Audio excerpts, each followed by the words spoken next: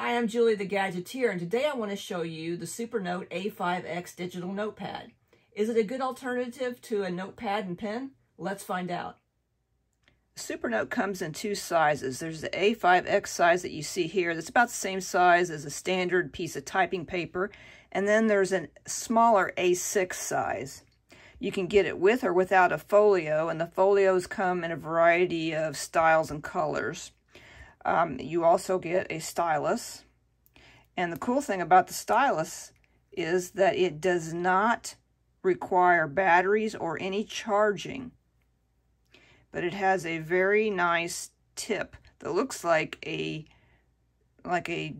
fine tip gel pen or marker. So when you open the cover of the folio, it will automatically wake up the device. And the user interface of the Supernote is pretty basic. You can store your notes, PDFs, and other documents in folders. So let's go into the Documents folder here. And you will see that you can create a note, a Word document, and you can file things. So if we create a note, like so, then you are greeted with a blank page that you can, write on with the stylus, just like that. I have found that the stylus has zero lag as far as being able to write on this device. It is really fast, and it seems very well calibrated, and I have no complaints about actually writing on the tablet with the stylus, other than the fact that it's obviously not paper, and it's like any other tablet. Like if you're writing on an iPad, it's hard. It's a hard surface and a hard tipped stylus, so it's going to feel like you're writing on glass.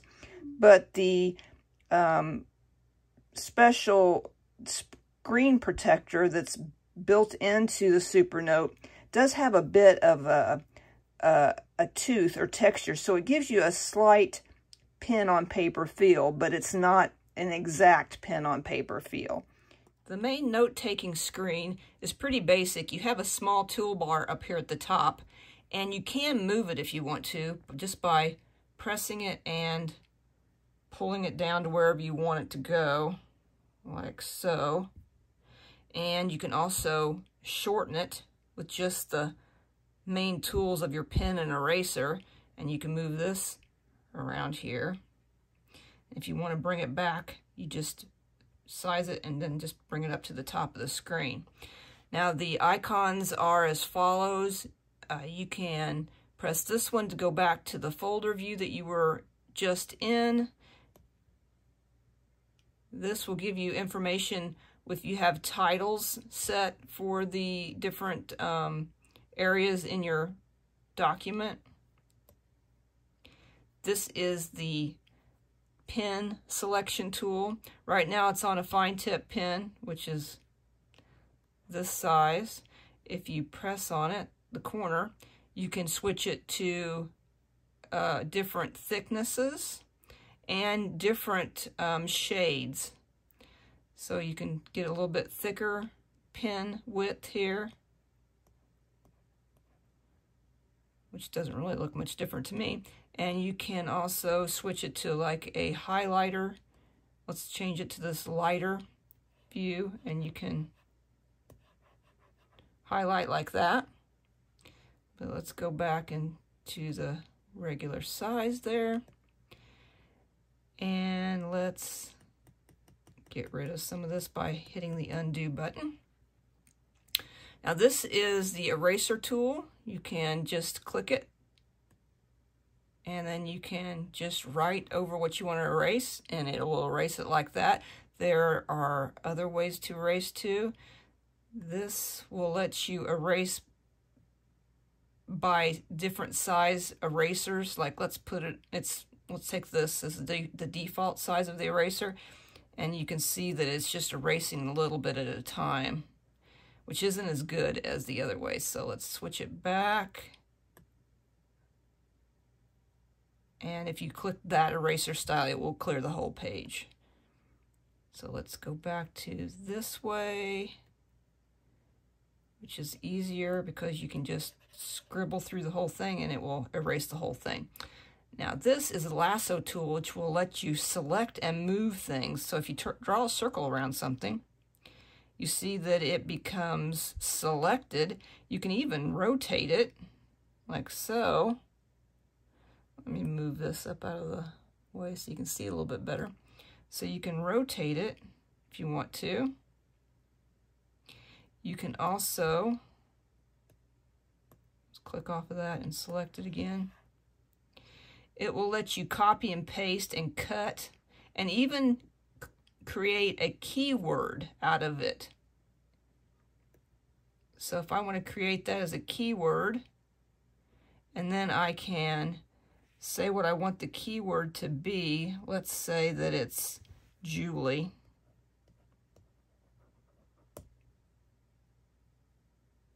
You can see they wrote Julie right there, and I say confirm. Now, if I go back into this page, you can see here that it has Julie as one of the keywords to this document. So you can also select this and say that you want to copy it, and then you can paste it just by clicking another place, and then you got another copy. See, other things that you can do, you can press the 3 dots and you can use templates.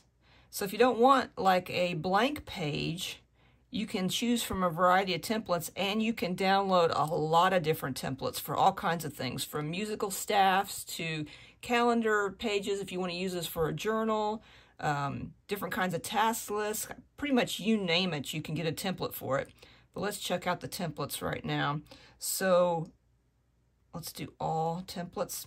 So you can see that there are quite a few templates here to choose from.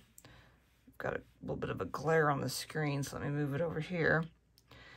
There are 3 pages included, which, you know, you can get a grid page, different lined pages.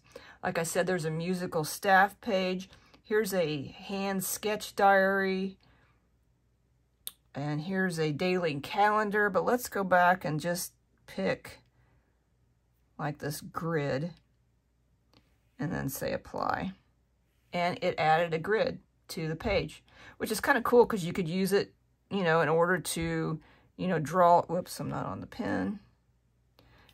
It could help you do different kinds of sketches if you're trying to draw like a room, you know, like where the windows are and, you know, different, you know, hallways, etc., you know, whatever. You could use it for about anything. You could also use it for, let's erase this whole page here. Let's clear it. Let's say clear. You could use this for like a bullet journal, you know, for like a task list. You can say, you know, review, Supernote. Now you just saw where my hand touched this toolbar and it did not write the U for Supernote. That's where you want to move this toolbar out of the way if you're a lefty like I am, because I seem to have that trouble quite a bit. And then when you get done with your task, you can just exit out. Another interesting feature of the Supernote is this touch bar over here on the side. You can see this line. If you pull down, you get a sidebar. And the sidebar has a little section here for quick access notes that you can set. You can also go into the calendar,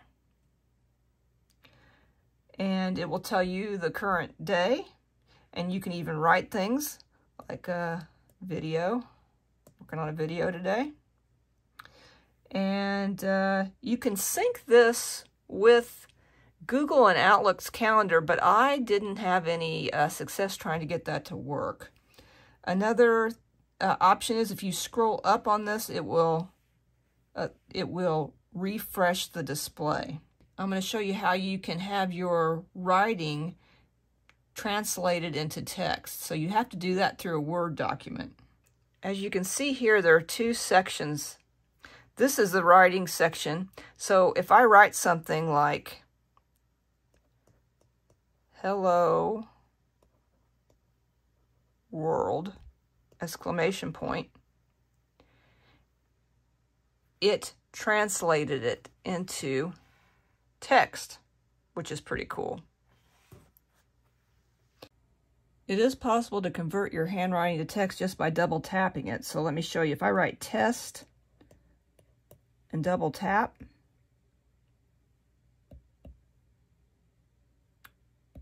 okay, it's going to make me a liar. Oop, there it goes. So you can see that it's kind of finicky. So let's say hello world. Double tap. You can see it's putting that up there, except it did world as wort. So let's try world. Double tap.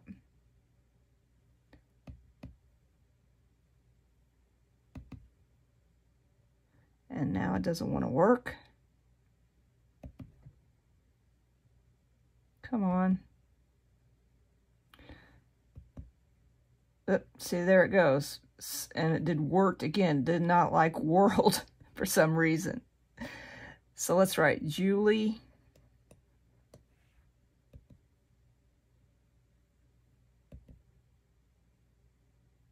And it did Julie right, even with my weird hybrid printing cursive, but it doesn't like world.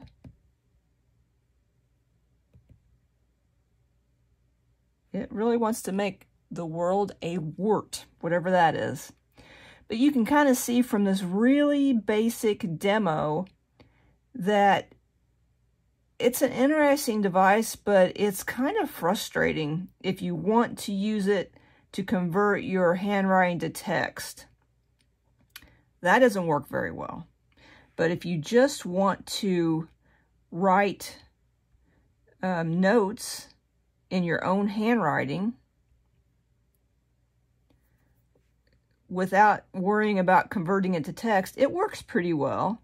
I still think that the interface is kind of slow, and it is very expensive. This device with the pen and the folio is $499. You could get a nice iPad for less than that, and it could do a lot more, and it has a color screen. This isn't an iPad. This is meant to be a replacement for pen and paper. And although it does have a few features like the ability to use it as an e-reader device, it feels to me like it's slow and clunky. The only saving grace that I can say is that the company itself is dedicated to making this device better over time instead of just creating new devices. So they are listening to customers, and they are updating the firmware to bring new features and fix the features on this device right here, which is good if you're thinking that you want a digital notepad, because this brand probably is better than some of the other ones on the market. I hope you enjoyed this video. Give me a thumbs up if you did,